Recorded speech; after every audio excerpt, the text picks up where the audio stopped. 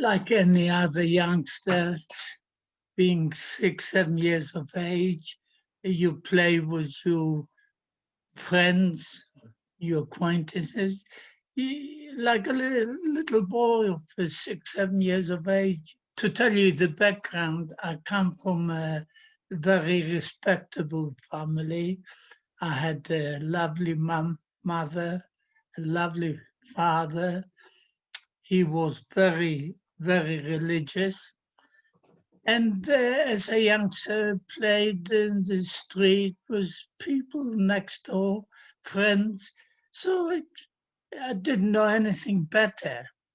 Yes, I knew that we were poor, but that didn't bother me. In the same city, in Piotrków, where it was the first ghetto in Poland. And that was where I lived in the ghetto. I was born there and I lived there until the Germans decided I shouldn't be there. I suppose it must have been like any other city. You had a lot of Jewish. I mean, you had the population of the whole town was about 55, 60. And basically, you had about 15,000 Jews. I remember we had a very, very nice big shul, synagogue, and a smaller one, but the big one was really very, very nice. It was always a pleasure, really, on Friday. Friday was always the highlight to go to synagogue, because it was really beautiful. Yes, I should imagine, I felt like any other youngster. You play about, you get being told off, are you dead? If somebody came in and complained that we had a fight and he came out worse, well, I didn't come out good either, because my father was always not on my side, but on the people who complained. And So I do remember, if I came out worse and if I came out worse, and I used to say after they went to my father, oh, tomorrow I'm going to do this and that, and plan what I'm going to retaliate. And my father always said, no, no, no, no. Leave it. Was there any fights between me being Jewish and other boys, other children who are not Jewish? No, I don't remember particularly. And if we did, I don't remember that it was purely because Jewishness. I heard people discussing it. They were talking about what in the papers. They only repeated what it was in the papers, that it was very bad for Jews in Germany. And Kristallnacht, I mean, this was very well known. Yes, we knew that the Germans are not nice to the Jews in Germany. Broken windows. No, we had. Did I, as a boy, did I hear? Yes, I had. pe- older people discussing it, but did I take any notice of it, or did it infect me? No, you're talking of a boy of 7 years of age. I wasn't interested in politics. First few weeks when they actually invaded Piotrków, the town that I was born in, I thought myself, there's no difference. a lot of German soldiers went in the, yes, yeah, saw them in the streets. Quite a lot of them went into shops, bought cigarettes, chocolate, into Jewish shops. They went in, and really, it was a bit confusing to me hearing what happened a few months ago in the papers and seeing here for the first few weeks, soldiers went in the streets, they went into shops, bought whatever they want. There wasn't much. And for the first 5 weeks, 6 weeks, I must admit, as a child, as a boy, I didn't see any difference. It was only after 6 weeks, things changed dramatically. First of all, you could not go to school. Any Jewish child couldn't go to school. They started announcing that the town is going to be a ghetto, which it didn't mean much to me, but as time went on, day by day, you could see the difference. Some of the Poles, very few Poles who lived in the area where a ghetto was, they had to move out. There were notices beyond the ghetto. If you go out, you'll be shot.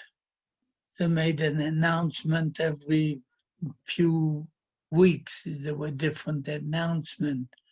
The first big shock was, as a Jew, you had to wear an armband with a Magen David, and if you don't wear it, you'll be shot. So you had to get used to it, and occasionally some children who didn't wear it, whatever the reason might have been, and they did shoot some of the kids, or not only kids, even grown-ups. So yes, you started seeing changes coming out of nothing. Well, I don't know, they certainly didn't like it. I mean, what they've done, my father's, we lived not far from the shul, very, very near. One of his aims was still to go to shul as often as you could, and he used to go to shul every day, 3 times a day, Mincha, Maariv, and in the morning. How did they feel about it? I don't know. They were not political-minded people, but they could see there is a lot of changing, not for the good. I give you, like I told you, there were 15,000 Jews in the town. We started having hunger, not enough food, and as a child, well, yeah, I say a child, I started noticing that in the town there were more and more people, what I call strangers, didn't live in the town, and they were pushed into live in the town. Eventually, from 15,000, there were as much as 25,000. And this is what the Germans done. Any Jews who lived outside the town, in villages and small towns, they bundled them up, put them on tracks, and they dropped them off to Poland, to the town. That became a big problem. In the beginning, as a youngster, I thought, well, you've got to help them. They haven't got where to live. I do remember very often that being born there and knowing the town reasonably well, if there was a place where people had spare capacity of living, for whatever reason might have been, I managed to point some of the people who were on the street and to say, if you go in there, you might negotiate because they have got space. So I did help. Looking back now as a youngster, yes, I did help them, but it was bad. Hunger was very bad. I started noticing that people in the street were selling food in the ghetto. And eventually I started trying to find out how and what. And some of the older guys went to villages, got some food, took it home, and the parents prepared it, and they made edible things. And they sold them. And I thought, whoa, that's good. And eventually I thought myself, I've got to do something for my family. Yes, my sister was too young to do anything. My father was a religious man, had a small beard, not a long beard. My mother wasn't a well woman. So I decided to do the same thing. I found out what they've done, what they were doing, and I've done the same thing.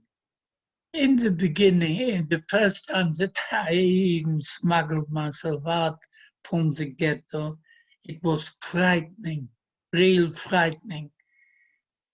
Basically, it was, what will you do? What will you say? Where were you? And it was a frightening thing. Was what I was about 12, under 12, but I done it. And the Germans, of course, knew because I wasn't the only one. Quite a few people done this. In the beginning, once they caught you, they gave you a beating and took everything away. When I say everything, it was only edible things that we tried to smuggle into the ghetto. They took it and threw it away. As time went on, they started saying they will shoot any person who they catch smuggling out. And they did. When this happened, my mother, of course, my family knew what I was doing. And my mother said, no, stop doing it. And I said, well, how will we survive? She says, life is more important than doing this. In all fairness, I didn't stop right away, but I took notice of what she said. Then, at that time, there were still people could go to work for the Germans in a glass factory. It was a very big factory, and you could apply for a job, and they paid you. So I thought I will go and apply for the job. I was silly enough not to look into it more deeper. Once I got there, what's your name? You tell them, and they say, how old are you? I said, I was born 1929. oh no, sorry, we can't give you a job because you're not 12 and you got to be 12 years of age before we employ anyone. I was very disappointed in myself. I went out from the office, and on the way home, I thought myself, I know what I will do. I will go back the following day and basically hoping that it won't be the same girl to ask me the questions. And I will tell them I was born 1928. Yes, you need a bit of luck in life.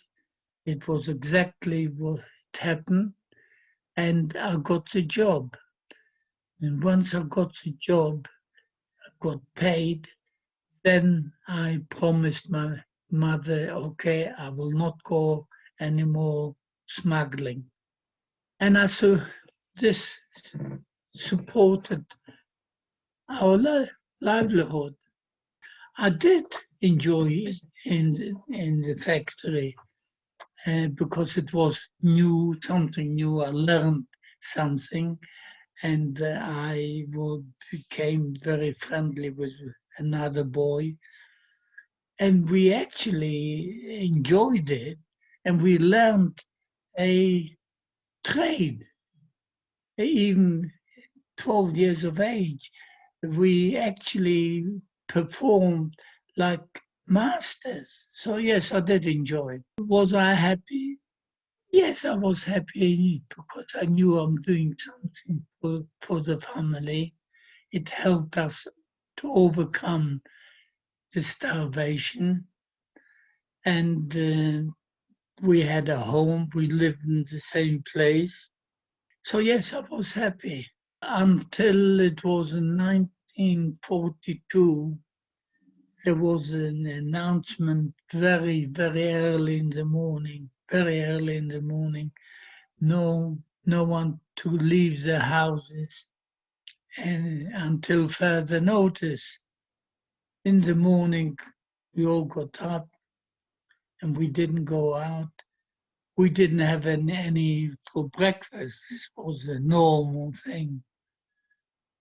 Opposite where we lived, I actually, there was a baker shop. No one was in the street. I took a chance.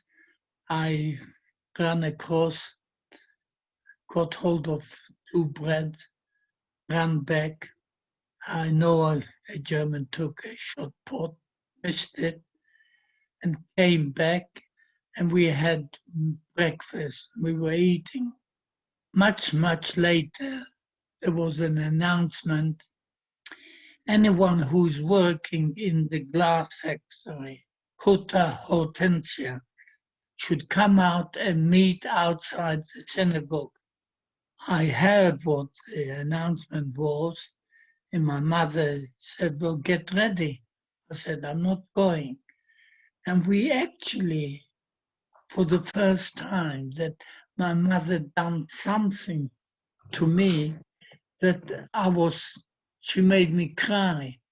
And basically was, I didn't want to go. I said, look, we are a family, I'm always a family, who will support? Because I felt even at that stage that I'm doing something for the family, supporting a livelihood. And she said, yes, but you got to go. And I said, no. And she was chasing me around the table. And she said, yes, you go. Eventually, she got hold of me and she said, it never meant anything to me. I didn't know what she was talking. And she said, hopefully one of us will survive. And I thought myself, what are you talking about? Anyway, I didn't know what she meant. And she actually got hold of me. We lived on the ground floor. She opened the door and she pushed me out. that to me was the worst thing. I thought, my mother, because I, even at that age, I knew, I had the feeling that there's a special link between a mother and a child. And I always knew that I could get away with murder with my mother. She knew when I was doing something wrong, when I was naughty, she knew it. Did she beat me? No. Did we have an understanding? Yes. So I thought to myself, my mother to do this, push me out? Yes, she did. And I remember still I was one of the only one walking, because a lot of people already settled down, walked down to the synagogue, and we met up there. And then the Germans took us to another camp in the same town, in another camp to go and work in the factory. And so yes, this was one of my first not understanding, but trying to understand, why did she do it? No, I didn't have an answer. She must have had intuition. And 3 days later, they all put them on a train, the whole town, and sent them to Treblinka. Treblinka was one of the camps where there was no such thing as to take them to work, or because you're old or young or healthy. Treblinka, whoever was sent to Treblinka were sent right away to the gas chamber. It took me a long time to get used to it, that this is what happened to my family. But I knew equally that the whole town they'd done the same thing. In the ghetto, the second ghetto, in the second camp, there were about 1,500 of us workers. You had some worked in the glass factory, and some worked in another factory, which it was like, wood. Yeah, and they built other things. In the factory, in this second factory camp, we were supposed to be 1,500 only. No. You're talking about how you felt when you heard that your parents, that the town was liquidated. You're talking about when the camp was liquidated. How did you find out? Well, we found out because they were all taken away. They weren't there. Your mother managed to get a note through, didn't she? Yeah. So you see, what they've done is the Germans started finding out that you had some Jews who hid themselves when they evacuated all the town, the Jews, and sent them to Treblinka. A lot of them hid themselves, and they survived, and they eventually went back to the second ghetto, second camp. The Germans found out that there were about 500 people over. They hid themselves. And so they made an announcement into the camp and said, we know there was a lot of you who didn't still here, you're not supposed to be. if you come forward and give yourself up, we will give you permission to stay here, we'll give you food. After they made this announcement, 300 came forward. They believed the Germans. As soon as they came forward, they rounded them up, they put them into the synagogue. Eventually, the Germans gave a directive to the police, to the Jewish police, to round up another 200, because to them it meant you had 500 Jews which shouldn't be here and get rid of 500. They got already about 300. So the police rounded up or looked for the other 200. Possibly they couldn't do it or whatever. And I remember leaving the factory and going back to the camp. A policeman got hold of me, put me in with them. And I said, no, look. And I showed him I got permit to stay and my name and everything. He didn't want to know. He pushed me in with others to go into the synagogue. They eventually rounded up over 200, put them into the synagogue, and I was there because luck, yes, you can say luck, because there were about 20 other of us that wasn't the synagogue. We shouldn't have been there. We were originally had permit to stay and we had jobs. We actually, from one shift, there were about 20 of us who were in the synagogue. The production director couldn't produce whatever he needed to, what we were producing. And he asked the Gestapo to release us. Only, not all of them, not all of us, but only the ones who worked in special places, and we were more important to him than any other ones. The following day, luck came up. Yes, they released 21 of us.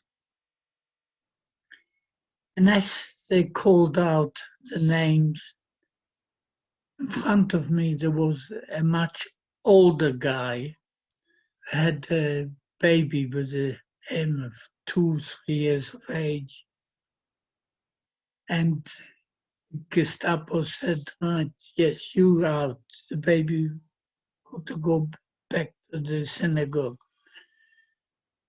And without realizing for a split second, that man was in front of me and he had to make up his mind whether to leave the baby in the synagogue and come out with us or go back with the baby.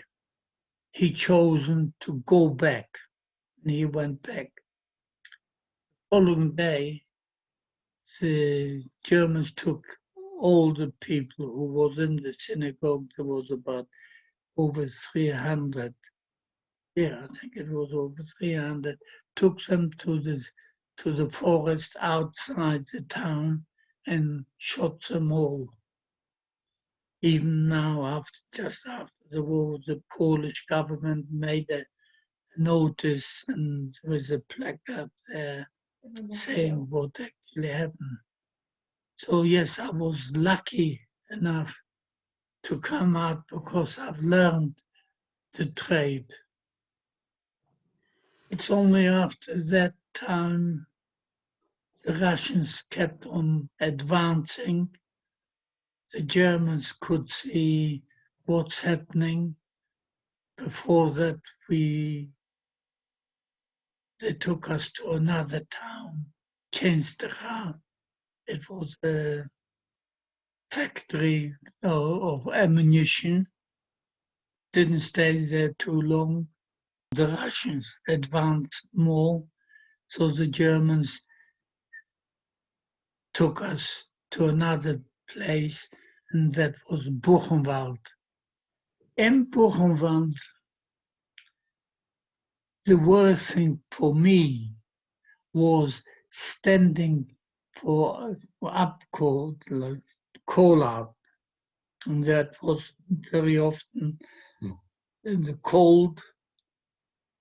Stayed there, and they called out your name. I didn't work in Buchenwald because Buchenwald was a different picture, different thing. But it was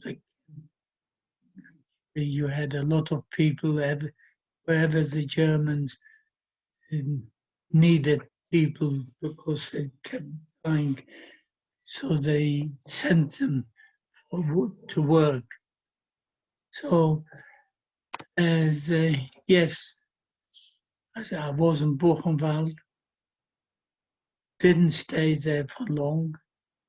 The Germans picked up about 30 odd of us and sent us to a factory where they needed workers. That was the worst camp that I'd been. And it was called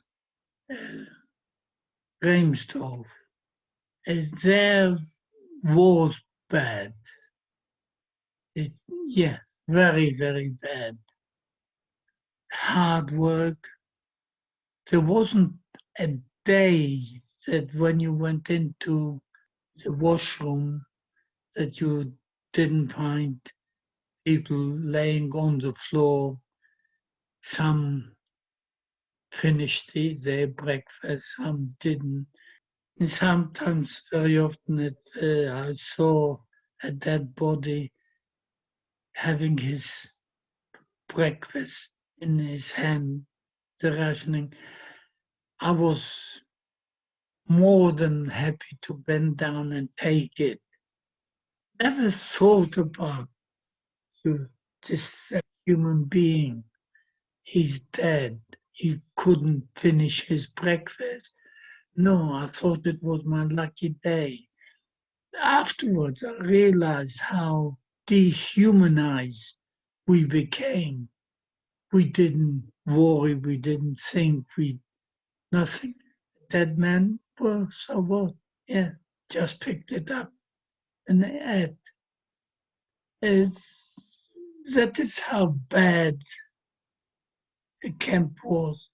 Well, we were from Buchenwald up to the end of the war. What happened? As time went on, the Germans must have decided that the Americans, the English, don't going more further into, so they decided to close up the camp. That camp, by the way, we were there about 3,000 of us. And so you can imagine it wasn't a small place. They decided to put us on trains and take us to close up the whole camp.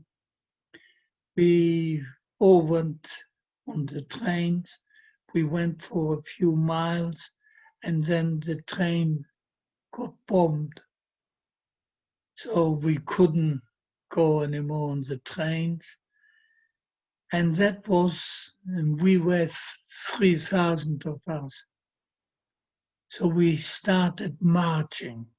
That was really an eye-opener. Basically, you stayed overnight in a farm, in a yarn who could accommodate a few hundred.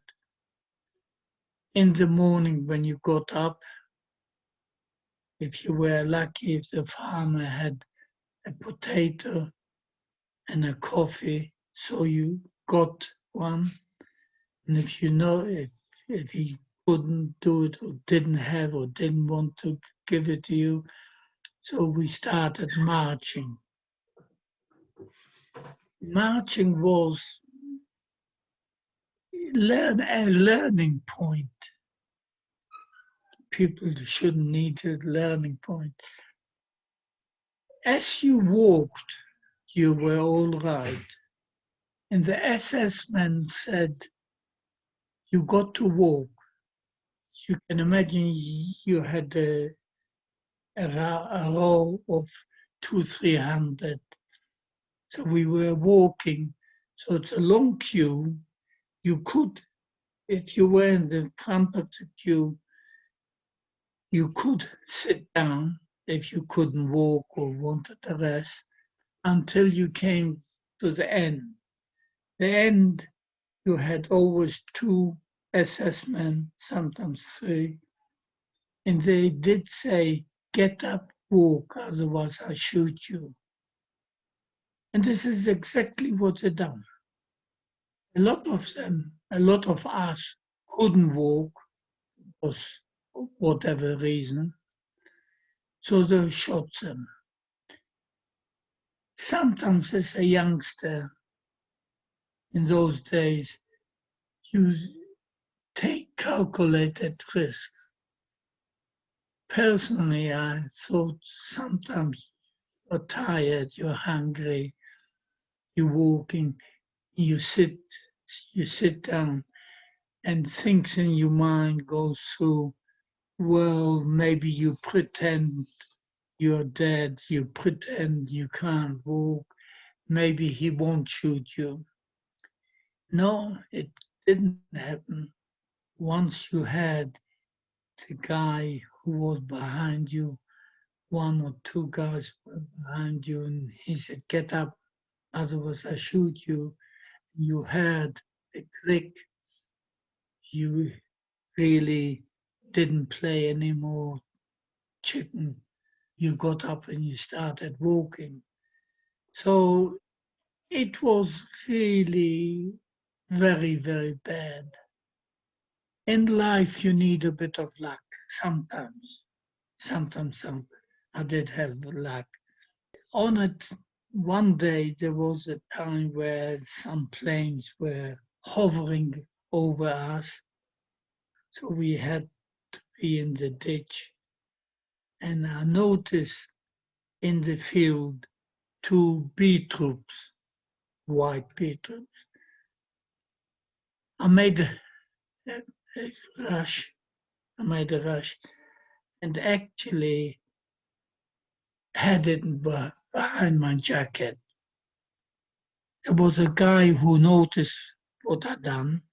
He came up to me and he said, oh, give me a piece. I know what you have.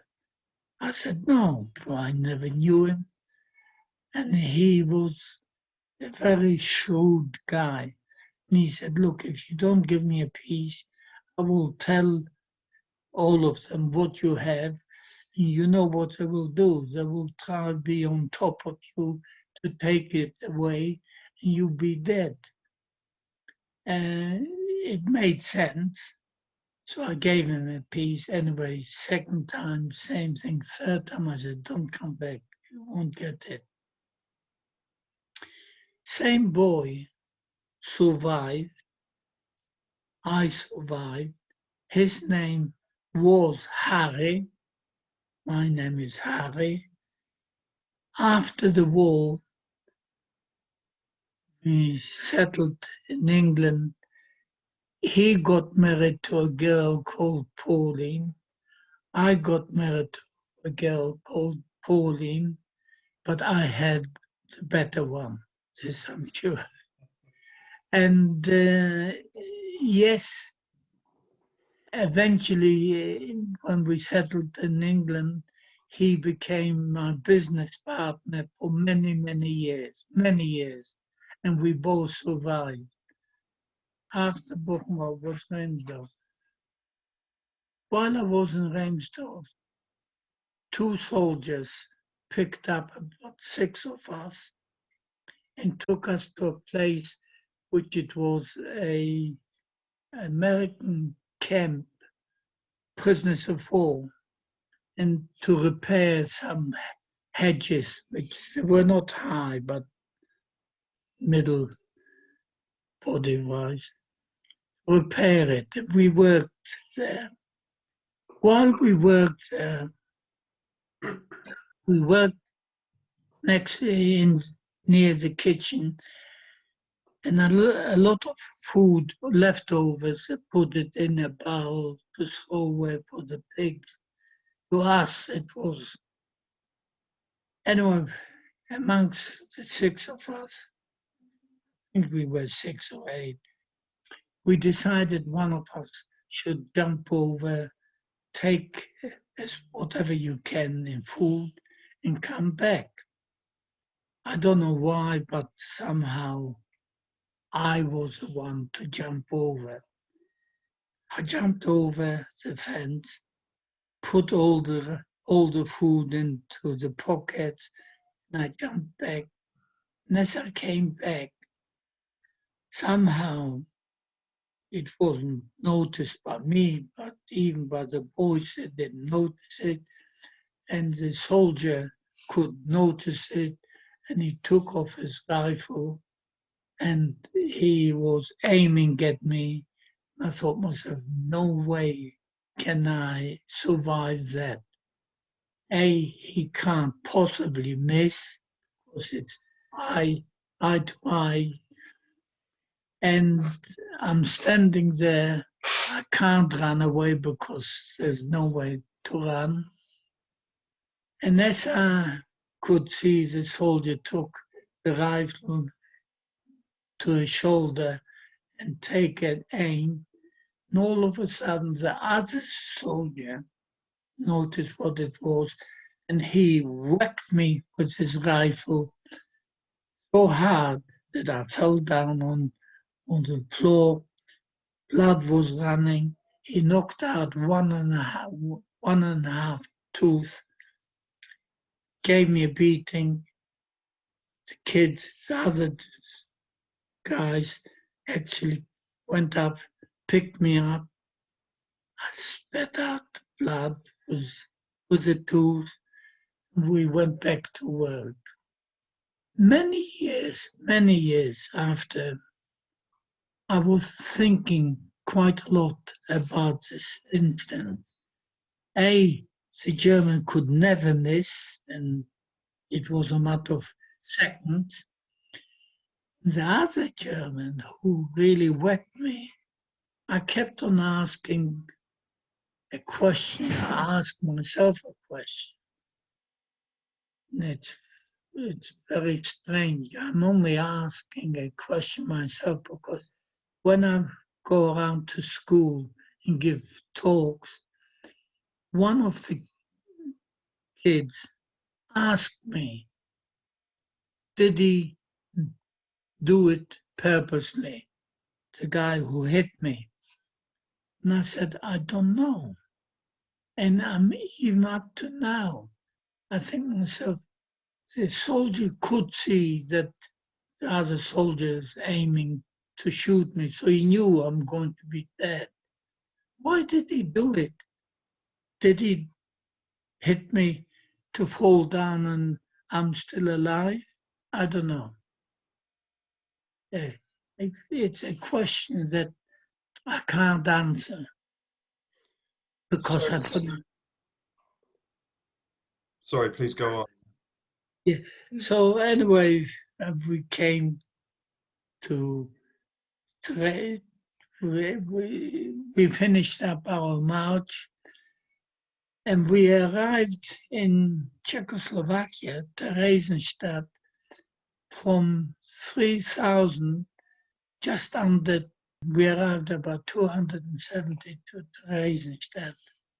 I, at that particular time, was very ill, and I finished up in hospital a few days before we were liberated. And then the World Jewish Relief, they negotiated with the government to allow that they can bring in at least 1,000 youngsters. It wasn't easy for them. Eventually, they did agree. The English government agreed, and we came to from Dresden. We went to England. There were certain things that the World Jewish Relief had to agree. They had to agree that all of us will be under 15 years of age. That, you can imagine, none of us had any education. Some very few boys, or girls who were educated more and they could understand and they knew where England was. The majority, I didn't know where England was. So, yes, it was completely different to us. We came to Windermere. The World Jewish Relief organized a lot of madrichin, looked after us, because you can imagine no schooling. We went through things that no human beings went through, would have imagined that human, Germans, Italian, whatever it is, would do this. One human being would do this to another.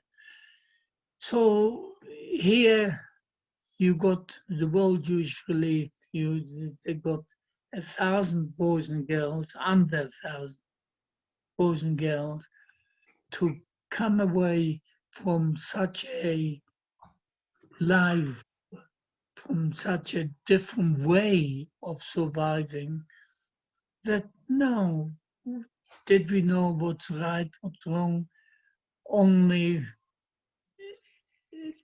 from what you learned from home and human instinct.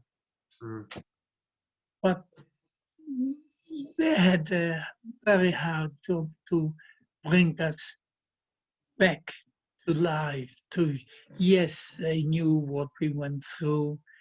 Yes, what they were very good at, in my mind, is they did not try and push you in any way to be religious or not religious, but religion.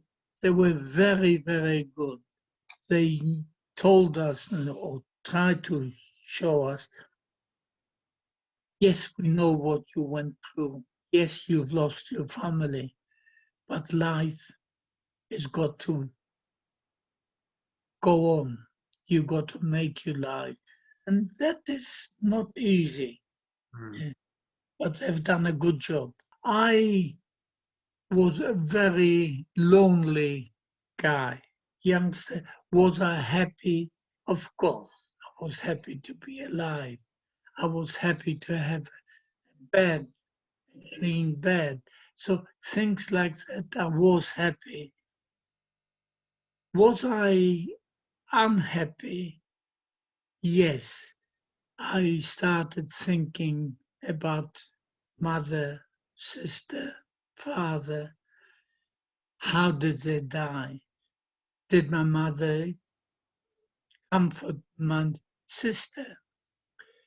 And somehow I enjoyed Windermere Lake District very much because it was wide, quiet, water was there.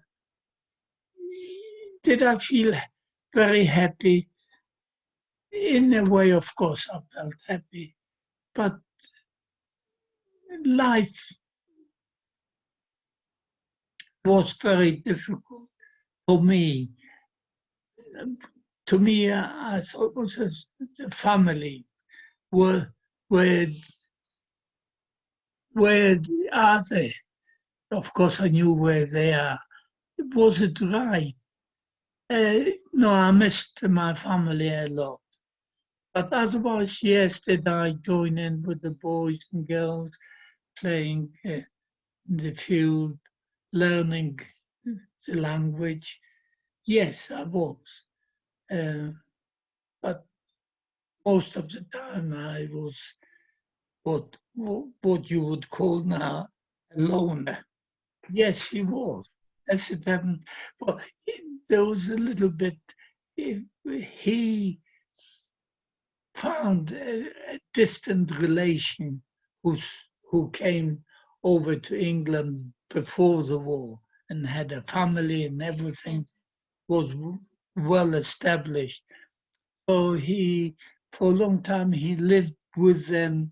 He saw them, but yeah, most of the time he was with the boys. Yes, he was one of the boys. Once we established ourselves a little bit amongst our survivors, there was you must have heard of a guy called Ben Heathcote. Well, he was really basically the leader to foresight. He had foresight that yes, life is what it is, but we've got to get together to be together. And he actually got together a few boys. We made a club, helping each other. Every year we had a major reunion to get together to exchange ideas amongst ourselves, helping if any of the boys needed some help regarding job training or what, and if he could, very often he was in the forefront to help. He actually uh, built up quite a nice club that it became eventually well known. He became a sir, so he done a lot of work, and he had foresight. We always had a place where we could meet up, and he was the instigator of having those places. And yes, it's fantastic. Mm. Well, you see, each one to their own. A lot eventually went to school here in England, became academically very, very well established.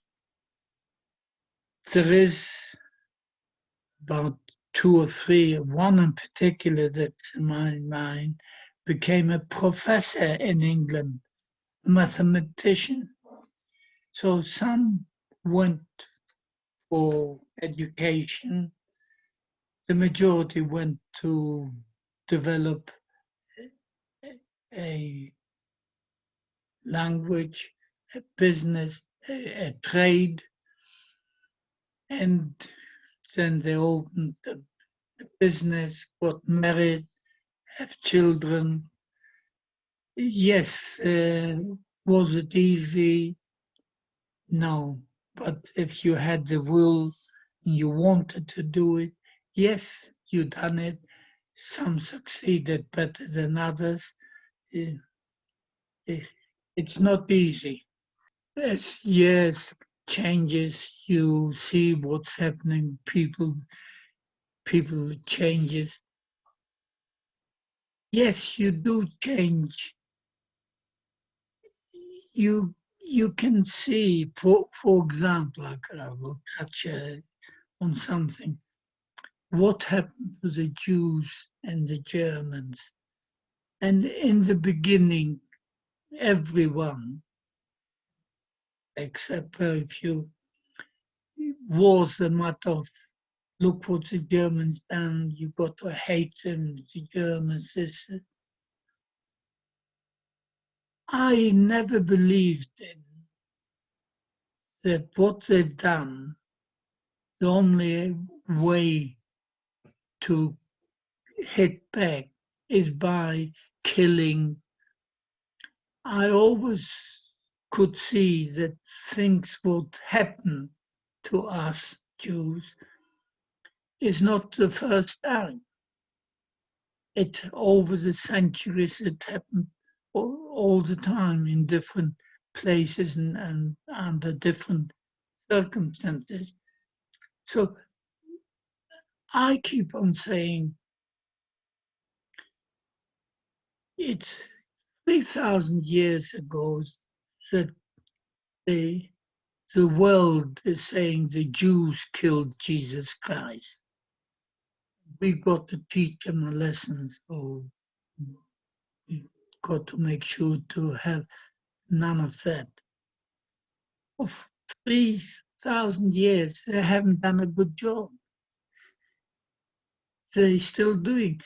And my idea is the only thing to overcome this terrible thing is education. Things what people do to each other is not basically what God tells, kill the Jews or kill the Arabs. It's not true. It's people, human beings are doing to each other. And the only way we can overcome is by all of us be taught to teach ourselves that what we've done up to now, we didn't succeed. I mean, I personally ask people in high religious,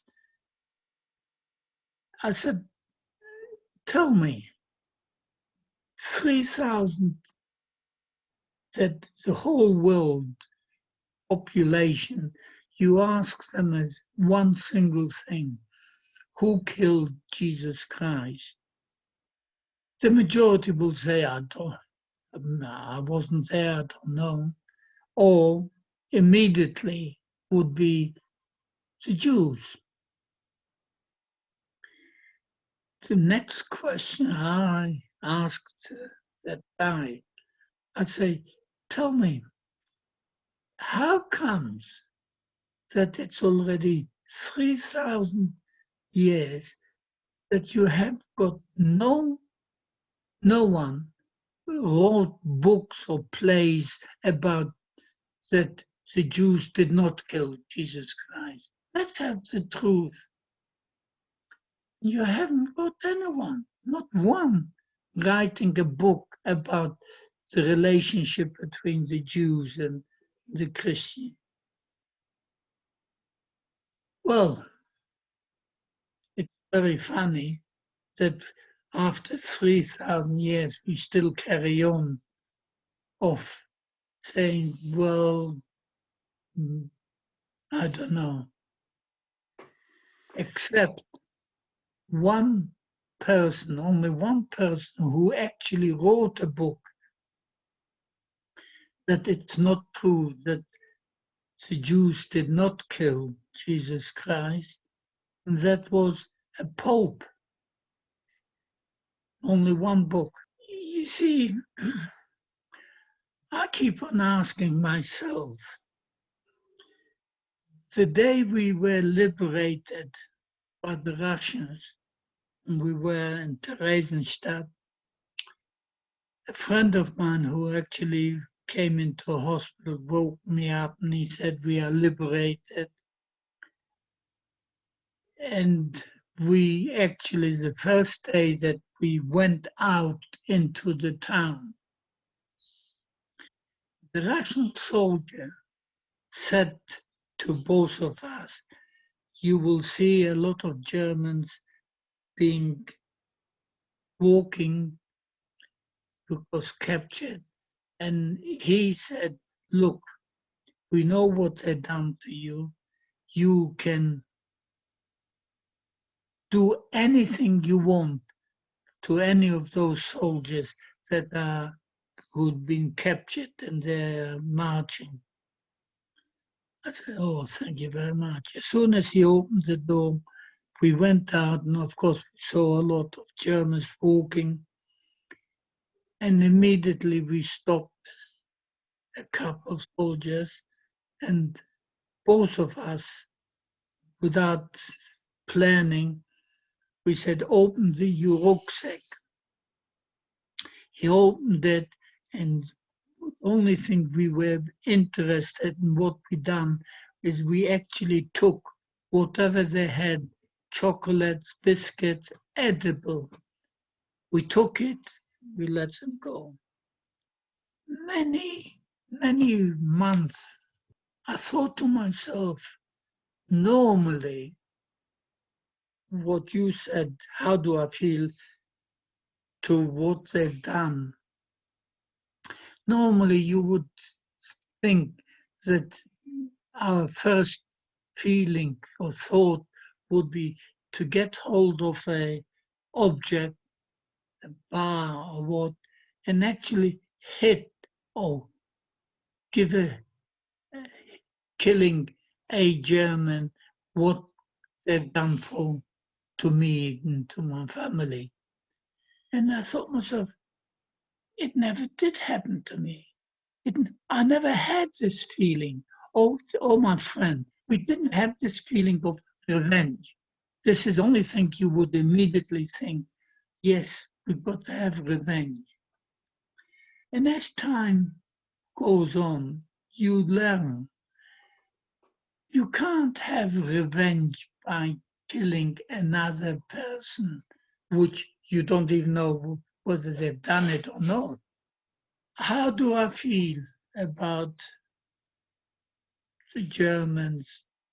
Well, I don't hear people talking about Italians because Mussolini was with Hitler.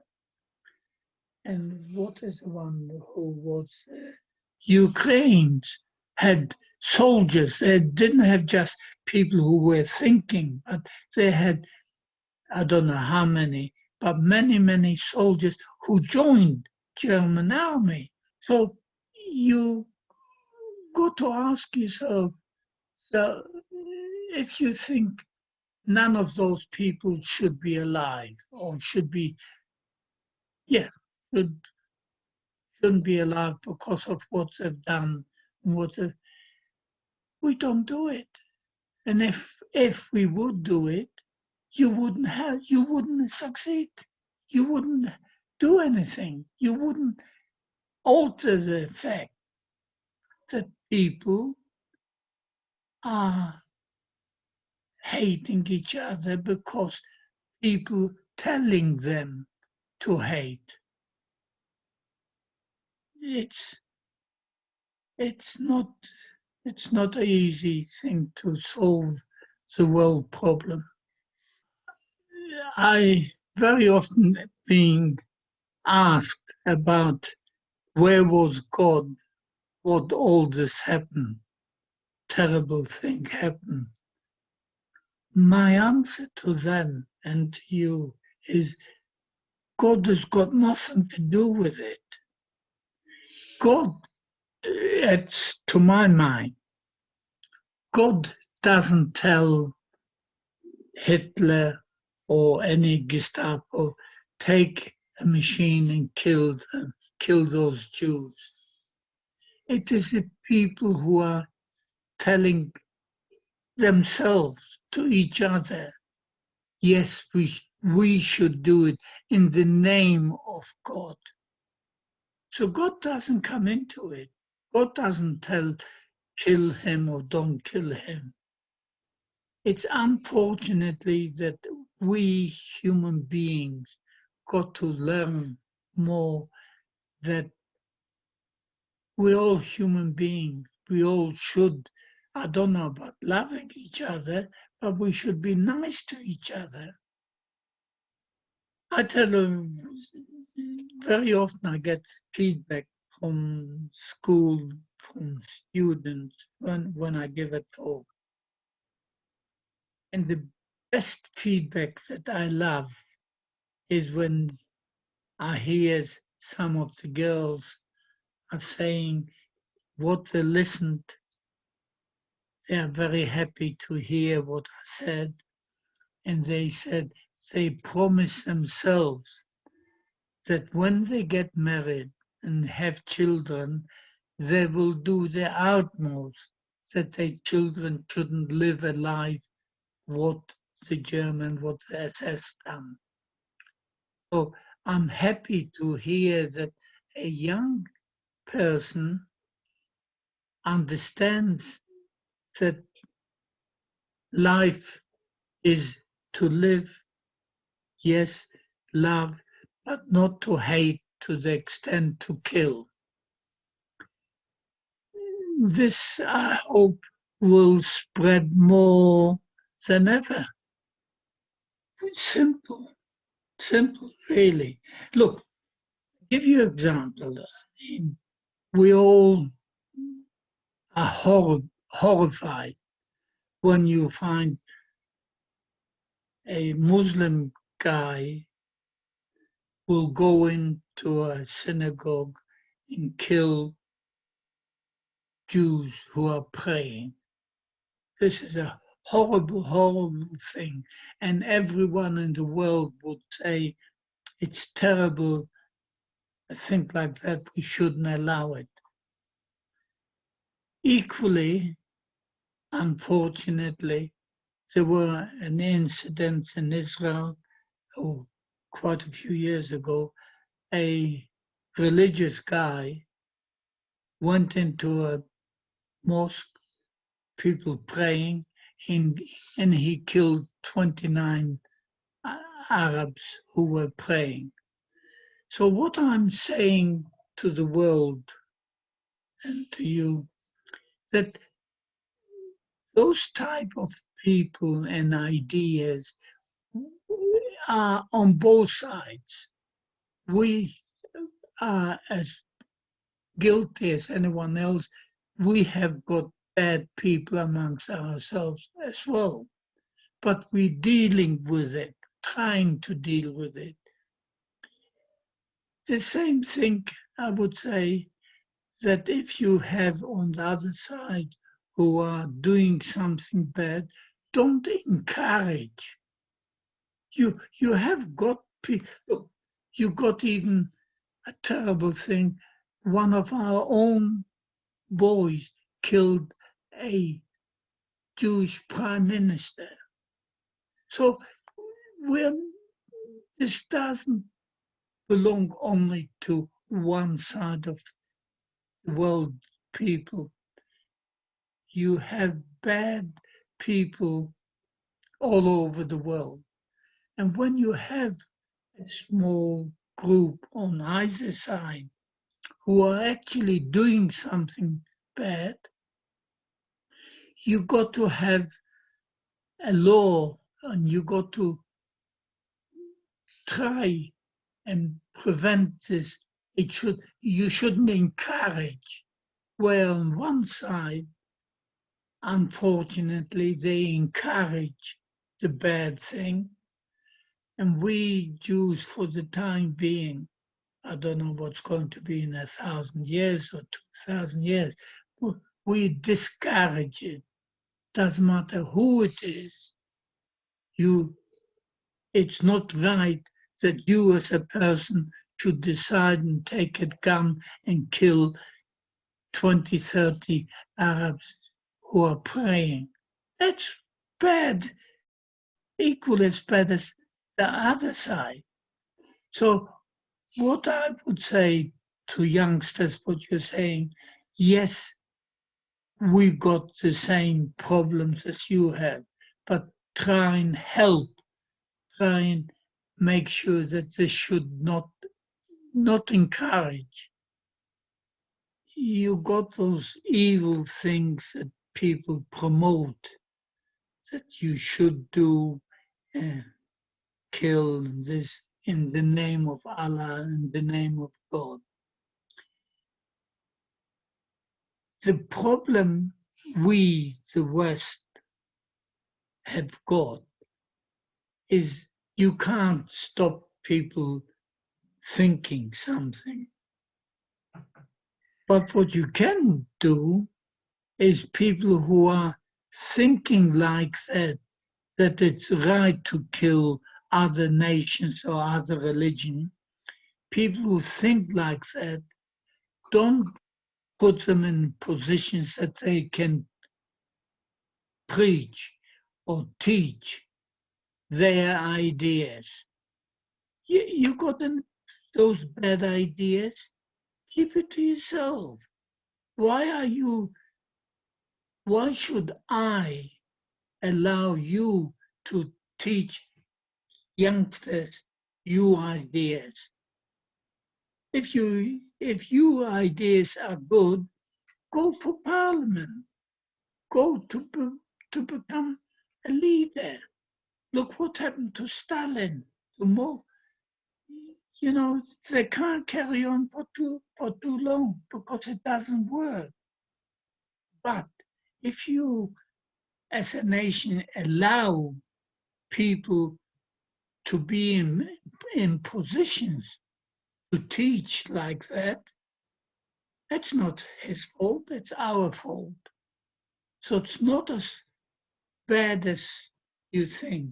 Yes, you got a different ideas about politics, about fine. If people want you, they will vote for you. In the late 50s, there was a French director decided he wanted to know what happened. It was still early days after the war.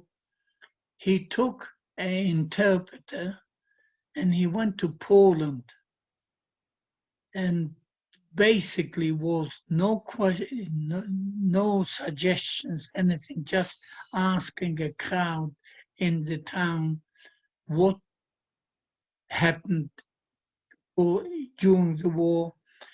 And basically they told their ideas, what happened. Yes, they couldn't do much, nothing about the Germans and so forth. And the majorities in different towns was basically, yes, there was much more life when the Jews were here, but now they're not here anymore. We can't do nothing about it. But in that film, there was the whole group, every group, you always had people, not students, people actually expressing their view, what happened and so forth. One of the last towns that the director went around actually asked the same thing about, do you know what happened to the Jews and how was it and everything? And everyone individually said, yes, we do know. It was a lot of business, a lot of going and forward and coming. And yes, it's not right what the German done. But there was one guy who did not speak English, and he only answered in Polish.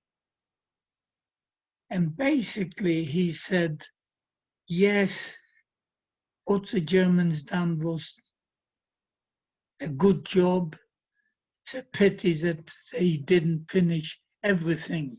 You go up in the market there, and you still see quite a lot of them that they shouldn't have been, because basically they only want to make money. And he actually said very bad things about the Jews. And amongst the crowd, there was a Polish woman said to him, stop talking like that, because they are videoing and they will show this all over the world. And he turned around to her and said, what's the matter with you? I'm only repeating what the priest said Didn't you come out from the church? Didn't you hear what the priest said? I'm only repeating what the priest said. Now, this is where I'm coming into you. You see, the priest, yes, if you're thinking like that, the Jews are the evil, keep it to yourself. I don't think we should give him permission, or not permission, but that we should allow this, that he should be teaching youngsters, people who believe in Jesus or in God, to believe that yes, the problem is because he was killed by the Jews. Show the world what he is. Don't be, oh, yes, I'm a Christian, yes, I will, but he believes in terrible, evil things. No, we should, yes, we should stop it. Jonathan Sack, I loved the man, his ideas. Marvelous, marvelous man. Terrible things that we've lost men like that. In particular, a Jewish guy who represent the Jewish way of life.